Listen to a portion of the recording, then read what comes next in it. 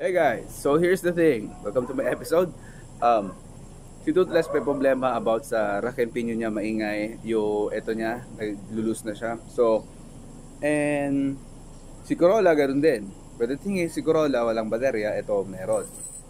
Now, I have the same amount of money to spend to fix yung rack and pinion nito o bubili ng bago rack and pinion or to buy a battery to have them both running kahit na si Corolla pero ding sira sa ilalim niya kasi may tumutunog something. Hindi ko pa alam.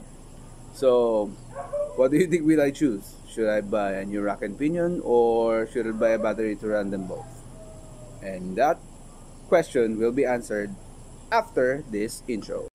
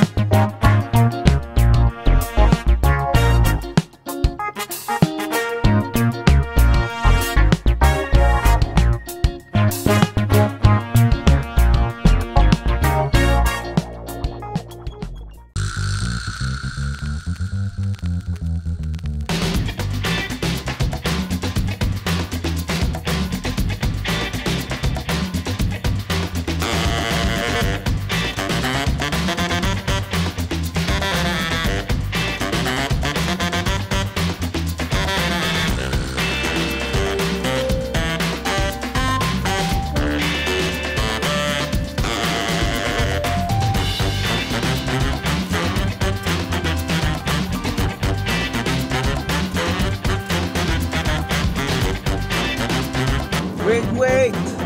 Oh shit! I get a surprise. Wait a moment. Is this the moment? Wait a moment.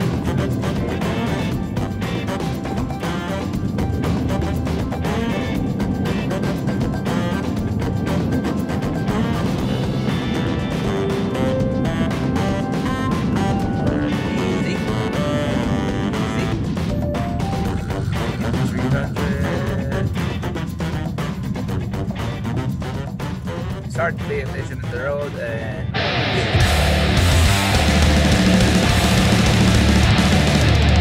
and I gotta stop. Wait, let's go somewhere so I can stop. Hi guys, Toothless just turned 300,000 kilometers. I have a video to prove it at nagro-rolling video nga siya. Look, video ko siya and I was going somewhere. So yun. Nice. Good job, Toothless. Well, let's continue our journey. Let's go.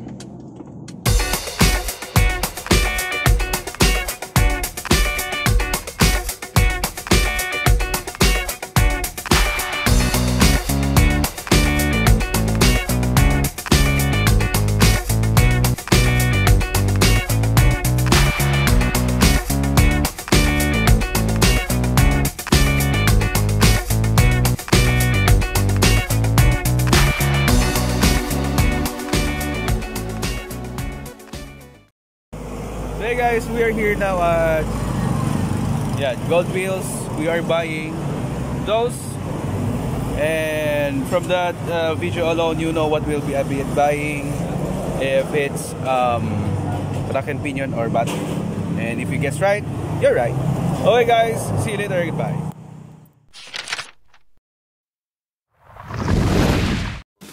And yes, you get it right, magpapalit nga po tayo ng baterya. But instead of buying a battery for Corolla, yung sa akin na yung pinalitan para yung luma yung pupunta kay Corolla. So why do I change the battery instead yung rack and pinion? Simply because there's a saying that 2 is better than 1. So all lights are off, aircon are on. Ang load niya ay 14? 14 sir. Okay. Stable. Okay, thank you. Normal. Normal. Hey guys, so matagal lang hindi umaandar si Corolla. So I got the keys, but first we gotta check the levels of oils, tapos yung water, and we gotta put on the battery and try to turn it on. So let's go.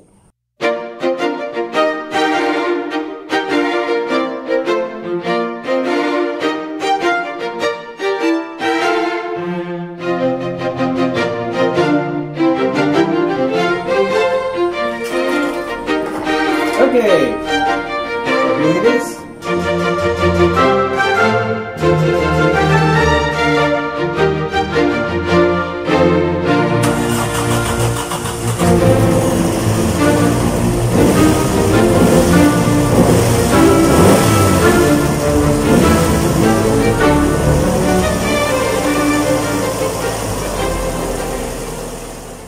So yes, the Corolla has been running now. So okay na siya.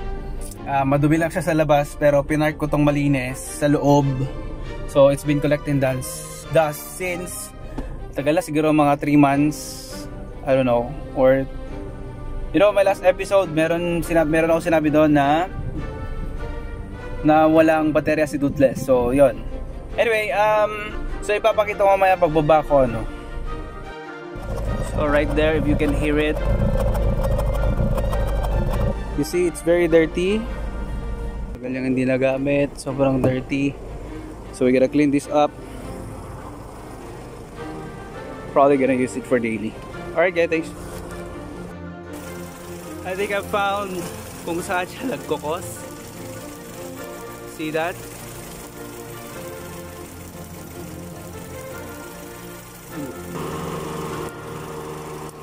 Alright.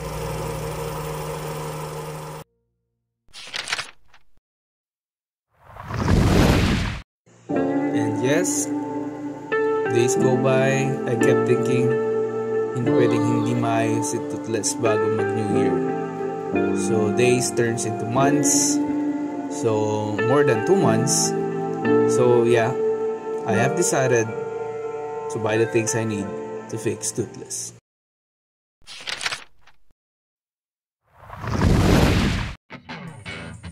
Hey guys, I couldn't really wrap my head what to say on this one, so I'm just gonna show you what it is. So it is, I bought a rack and pinion. So hindi ko na siya i-fix yung rack and pinion na luma, yung manggagaling dito kay Toothless. Bumili na ako para salpak kabit na lang, and the reason behind that is kung aayusin kasi yung rack and pinion, walang mag-aayos dito sa area. So parang gusto kong ako na lang mag-try mang fix nun. So while trying to fix the old one, may kagabit tayong bago. And if you will change that, isabay mo na yung eto, tawag dito is stabilized reservoir bushing. Ito kasi yung kasabay nung bababa. So if you change this, kailangan mo kasing buksan yung talangka niya, ibaba ng konti para mapalitan to. So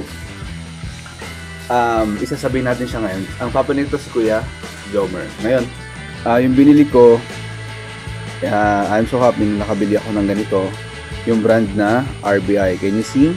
RBI yan. At napapansin nyo, wala siyang hati, no? Wala siyang hati. So isipin nyo, paano kaya ipapasok to?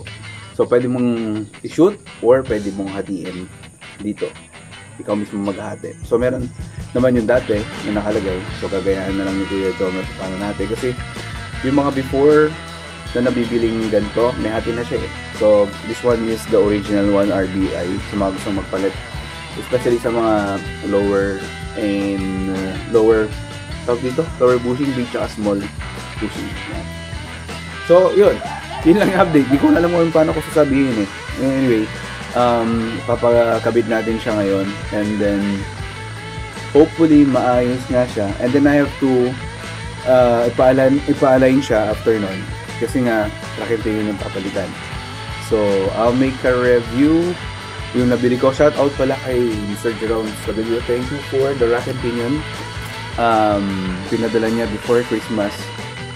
Grabe ang hectic nung schedule na, pero pinadala pala niya pa rin. So thank you so much. And then, ano pa ba? Yun, dadalhin ko na kasi ito kay Kuya Jomer para maayos niya na eh.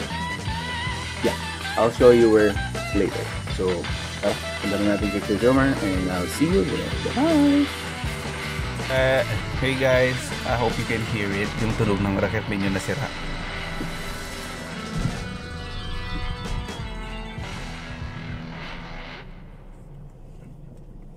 Yung may lagutok. Yun. One more. Here's a bandar here. That one.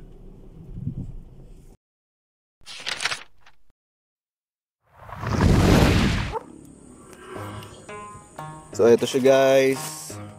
Hopefully okay siya. Ayan, bahala na si Kuya Jomer dyan. Okay.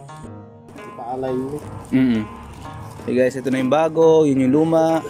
Pero kailangan ko tumakbo sa city para bumili ng tie rod. Okay. Hey guys, ito yung isang pinalitan natin, which is kung makikita nyo, bent na siya right there. Makikita nyo this one, dun siya nilagay. Yun, makita nyo yan? That one. Yeah. Yun yung pinalitan guys. So yeah. Hey guys, so pauwi na tayo, no? I had to do cannonball from Joe's to Etchage. Since mas malapit siya kaysa sa Santiago, buti na lang meron akong nabilhan doon before. Kaya alam ko merong okay doon na auto shop na pwedeng pagbilhan. Actually, ang nabili kong brand is 555. So, pauwi na ako ngayon. It cost me what? 1,600 ang pair ng tie rod. It is my first time to change tie rod since nakuha si Toothless, or since 2009, March 2009. March kasi si Toothless. So yeah, I hope this fix it and then ipapa-align yun. So malapit na ako sa amin, around mga what, kalahati na ng kilometers, mga 10, I don't know, 10 pa siguro, 10 kilometers away from home. Okay guys, see you later then, bye bye.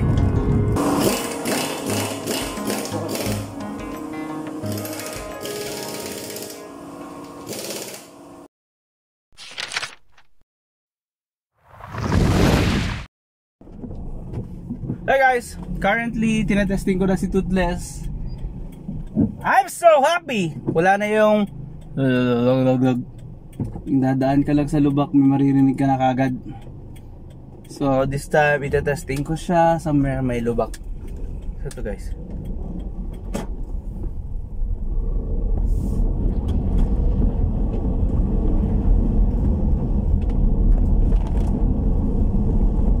So dapat ngayon may naririnig na ako eh.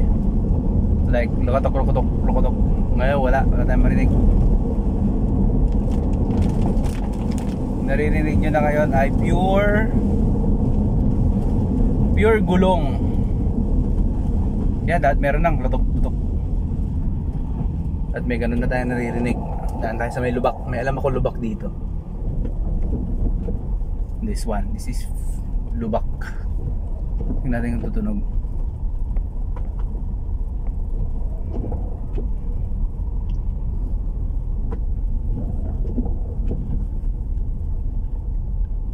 Ito lubak to guys.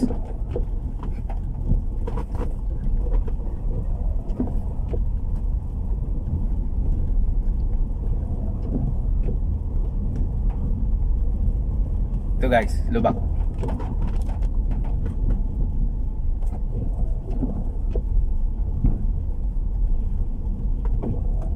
Yung hindi ko po totoo. My smile is fucking genuine. Kasi wala na yung maingay. Guys, this is my hard-earned money. Of course. Ayan guys, oh. Kasi to, sobrang ingay na nito dapat eh. Kanina nga lang dun sa pagpasok dun, paglabas natin ng bahay, mabato yun, maririnig mo na eh. ito sementong sira-sira. I'm not blaming the government. So let's hear it. Ito lubak to. Nadaan ako lubak. Look at me bouncing pag nadaan. See? And yet, oops, may batang tumawid.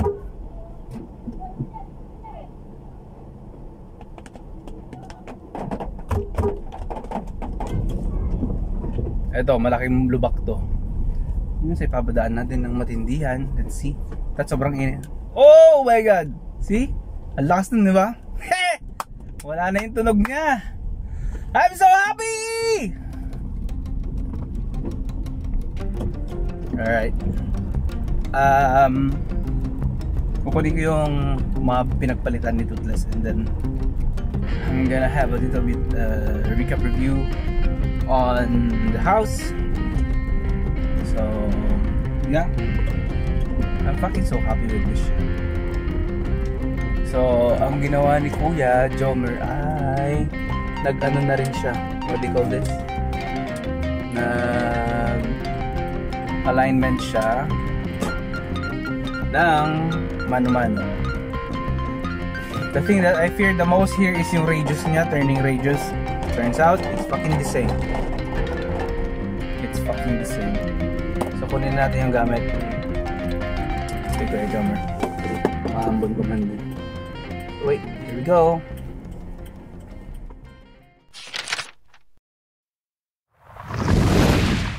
Hey guys, so naiuwi na natin si Toothless. At ito nga yung ating mga pinalitan. So, this one, yung kanyang rack and pinion. So, ito yung buong pinalitan natin together with, wait a moment, tie rod end, which is wala na talaga. Oh, see?